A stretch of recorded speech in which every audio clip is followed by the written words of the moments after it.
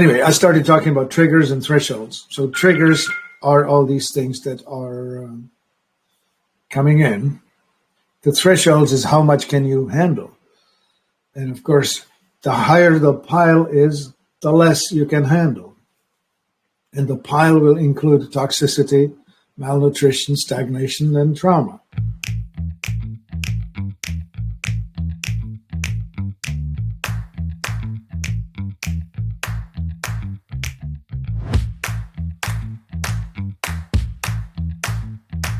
This is another question from our fibromyalgia group.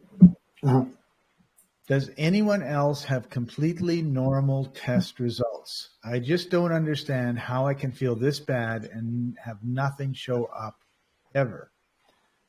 And this, to me, there's a couple things here. One is blood.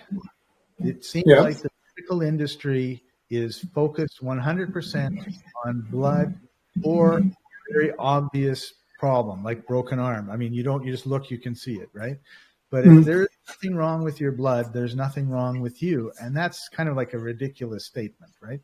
Okay, let's talk about diagnostics, right? Diagnostics are the tools that they use to diagnose your problem. And in the traditional Chinese medicine, you will take the pulses, not just the pulse, you will take the pulses, 3 fingers over here, and it's the shallow, the medium, and the deep pulse, and on the 3 different fingers, and you feel for that. You do the tongue analysis, you take a look at how this is, and so on. Anyway, you will take a look at the individual and diagnose them through a fairly lengthy intake, like an hour and a half intake interview, where you learn to understand the person, how they are, who they are, what they are. In the mainstream, they are trying to get to a diagnosis quickly. So if you have something obviously wrong with you, you have a dislocated jaw or an eye popping out or whatever, that's visible. Then they check your blood. They will use an ultrasound. They will use an MRI. They will use ways to look at the shape of things, an X-ray, right? It's limited to what it tells you, and it's quite static. It does not consider the dynamic balance that we're in. With a human body, everything is in dynamic balance. Your hormones change throughout the day. They're different from in the morning to midday, evening. Your nutritional status and all of that all is changing. So when you take your blood, it's a static snapshot of something at a particular point. So it depends what questions you're asking. And the questions that you're asking, as in, where is my pain from, is not answered by taking a vial of blood and analyzing that. It knows that there are signals. It will know that there are liver enzymes that are out of line. It will know a few other details, but it will not know the cause of your pain, and it will not know its location either. There was a comment on this one that was really good. Yep, I had numerous blood tests, X-rays, MRIs, CAT scans, you name it, 12 months of all the intense tests that they could think of, and they found nothing. Yet I'm in severe pain every single day. Okay. We, on this end, know that fibromyalgia is a problem with your amygdala. The amygdala is in your brain. It's behind your temples. It's tiny. It's the size and shape of the almond. That's why it's called amygdala, because that's I don't know if it's Greek or Latin. I think it's Greek for almond. And in that organ, signals are processed. It's the safe, unsafe sorting of reality. And if the amygdala is misprogrammed, it's sort of like this. A doorbell, you push the doorbell, it goes ding. You let go of it, it stops. With the dysregulated amygdala, you press the button and it goes ding, ding, ding, ding, ding, ding, ding, ding, ding, ding, regardless of the fact that you're not holding on to the onto this button. And we called it a flare. A flare is something that has arrived in your body and your nervous system has gone into overdrive. And we have thresholds and triggers. Triggers are the stuff that will trigger you, and they can include weather, like change of barometric pressure or change of temperature. It could be stuff you smell, volatile organic compounds, cigarette smoke, gasoline smoke, Glade plug-in, you name it. Just about anything you can smell, anything you can hear, anything you can feel. A lot of people with fibromyalgia are touch sensitive to the point that they can't stand the movement, anything touching their hair, touching their skin. Hypersensitivity, right? The nervous system is in overdrive. It overreacts to every possible input. And then there's this thing called the signaling molecule for inflammation. It's the most important of the lot. There are several, but the most important one is histamine. And we have this cluster of things called the histamine-mediated inflammatory conditions. And so the histamine is the signal. Something tells it to go.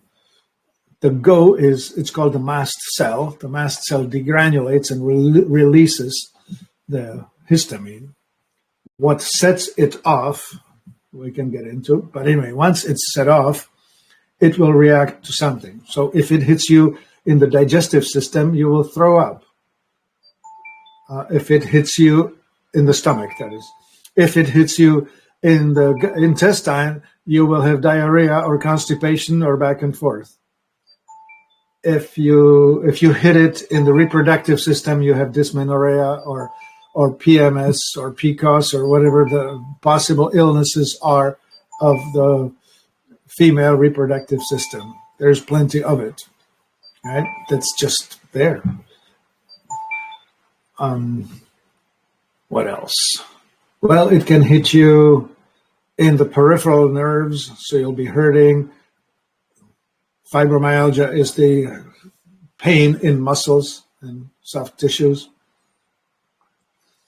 I don't know. It can hit you in the regulatory system where your blood pressure goes haywire. Anyway, endless areas. Every possible part of your body can be affected by it.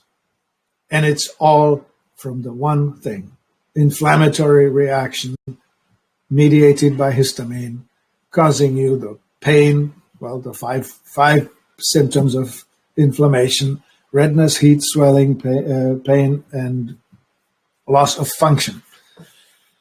And the loss of function is tragic, right? So you get people in chronic fatigue because their mitochondria are not capable of converting food into energy. So they have only so much that they can handle. Anyway, I started talking about triggers and thresholds. So triggers are all these things that are coming in.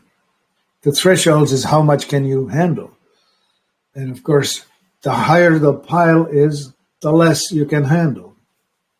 And the pile will include toxicity, malnutrition, stagnation, and trauma, all of which will conspire. So you need to get the toxic things out of your body. You need to get good nutrients into your body.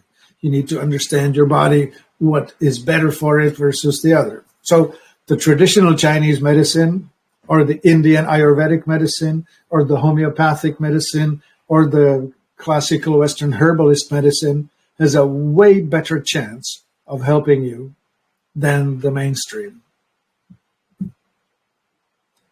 Did I get off into some weeds, Scott? No, I think you covered it really well. And I think the other thing is, when you take a pill, the expectation is within 10 or 15 minutes, the pain is going to be, or whatever it is, will be gone. And Yeah. when you're looking at causes, you're going to have a little bit longer term results, I guess, right? Like you detox yourself, it's going to take you a while, depending on how toxic you are. And then your body's got to rebuild itself. So it's not a miracle cure. There's not a miracle cure. And the problem is everyone keeps doing all the things. Like I'm 100% convinced, although we did do a poll and a lot of people are like drinking water and not drinking beer of our fibromyalgia group. I'm convinced that they have this lifestyle and they're expecting something outside the lifestyle to fix what the lifestyle is creating. So it's kind of like if you had a pot of water and it's boiling because it's on the stove and the temperature on the element is set to high, and you're trying to put ice in it to cool it down. Like it might cool it down for, a second or a minute, depending on how much ice you stick in there, but eventually it's going to be boiling again.